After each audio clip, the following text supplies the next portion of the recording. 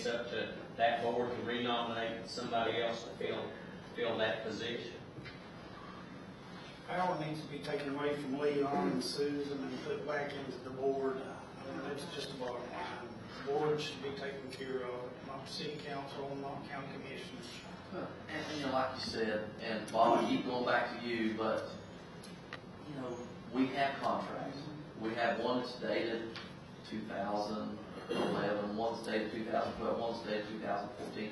At the end of the day, does that even really matter, or should it matter? You know, we're all trying to accomplish the same thing. So to me, if the mayor keeps hanging on to these dates, the contract automatically renews, the city has to do this. You know, a leader leads.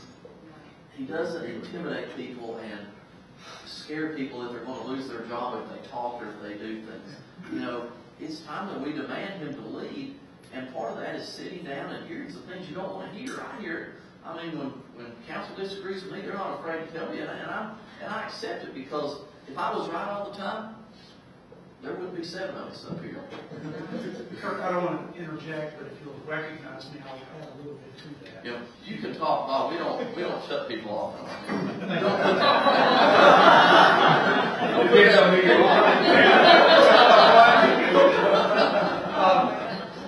Obviously, when I addressed you in the open session, I'm not speaking for the county. I'm not speaking for the county now. I'm just speaking as a commissioner, and that feeling of open communication.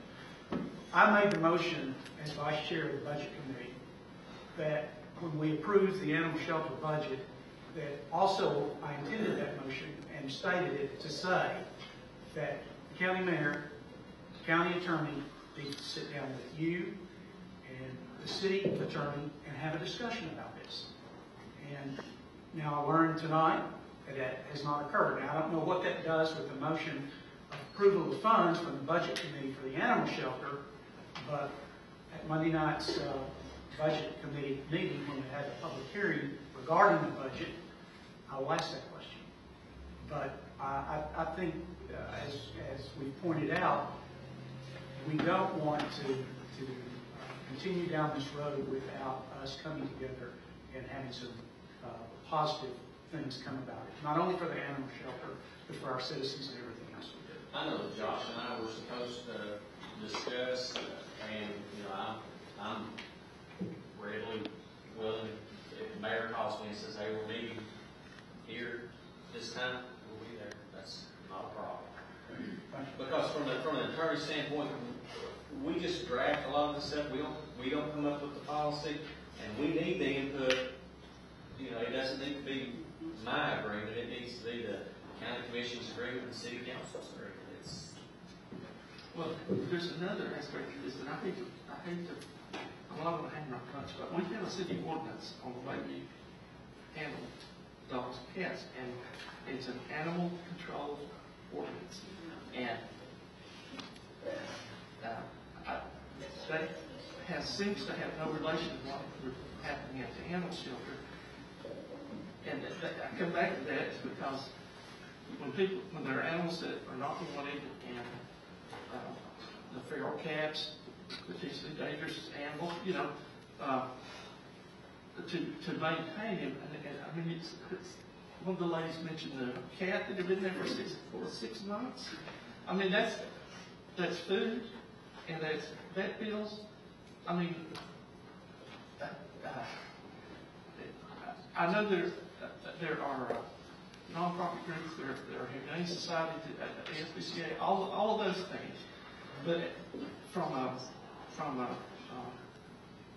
an elected official who has so many priorities with the limited funds that we have, to lock those organizations, we're just working at different odds here, and it's going to hurt. It hurts us with our budgeting. It hurts the community because we have people who want to get involved in health and are restricted from it. We have staff that's overworked, and we changed the philosophy of whatever we were doing from animal control to animal rescue, sounds like to me. And I mean, those are some of the things that we need to talk about, and just what do we want to do as a community? So Well, I was gonna make a recommendation. You might want to make a motion second, so we can talk about it. And then, have, go on record to say this is your starting place. And then table it subject to discussion. Maybe that is where we need to go. And I'm sorry I got off on this tangent, but it's just been, I've got folders full of stuff. But, and maybe Jeff, what you recommended is the best thing, is that we table this until we can't come together. I just wanted the county to know where we stand, and then the animal shelter to know where we stand. We could all come together and work Do make through some that. modifications that we all see it, vote on specifically what it is. So we have a motion to table. I'll make a motion to table. Motion to table, Mr. Treadway. Second. Second, Mr. Carter. All in favor, say aye. Aye. Thank you. You know, in closing, I'd like to say that our chairman of the advisory board is excellent, and our director of the shelter is excellent, best we've ever had. So, if I'm saying this, I think they need to do their job from us, because you hire good people. my sense is that the way things are operating, the morale of that staff is not the best, and it's so hard to get good people. We need to do the things to keep good people and support them in what they do. If I may just clarify one statement that you made, if you read the bylaws, yes, they're written one way. The mayor interprets them in a completely different way. Most all of the policy and procedural changes that have occurred at the animal shelter has not been done with the input of the advisory board, and a lot of times is being put into place with the objections of the advisory board and the shelter staff. You know, there is one person qualified on that whole advisory board to run that shelter, and that's our director. And that's what she was hired for, and that should be what she's given the autonomy to do. And that's where the pushback is.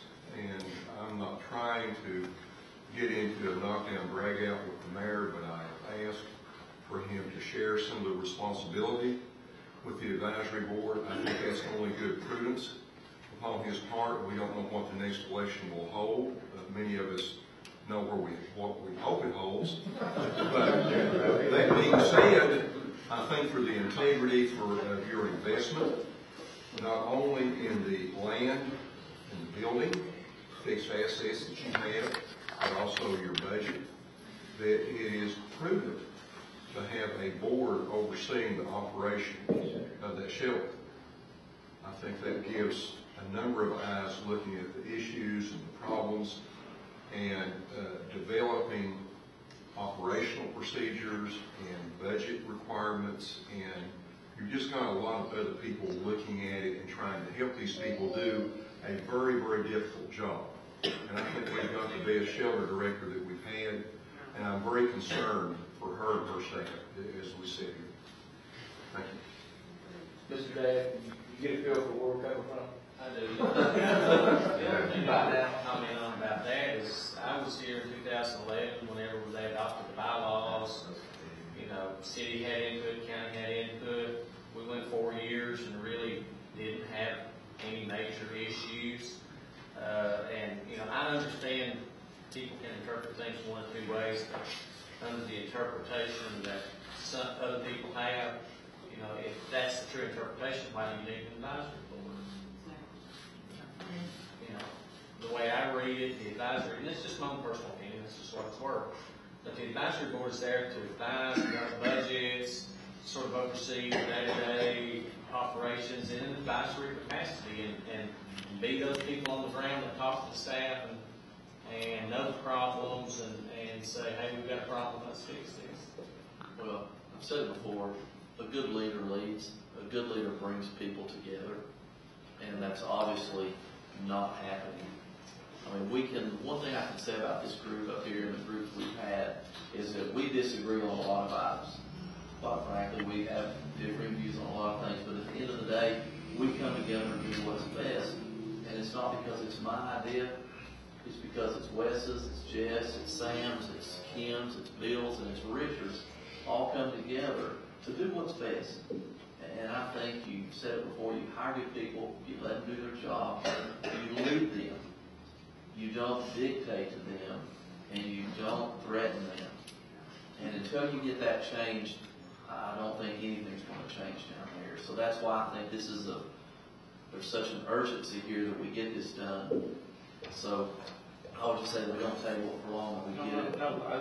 Get it. Just say table until next month. Get something together, and I'll make sure and get with Bob and some of the commissioners so that we can set a time where we can get together.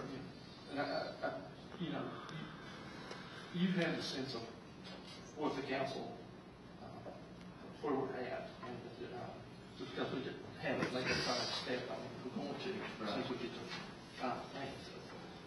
Very good. Any more questions, discussion? Wes, you stayed under control pretty good tonight. I made a promise.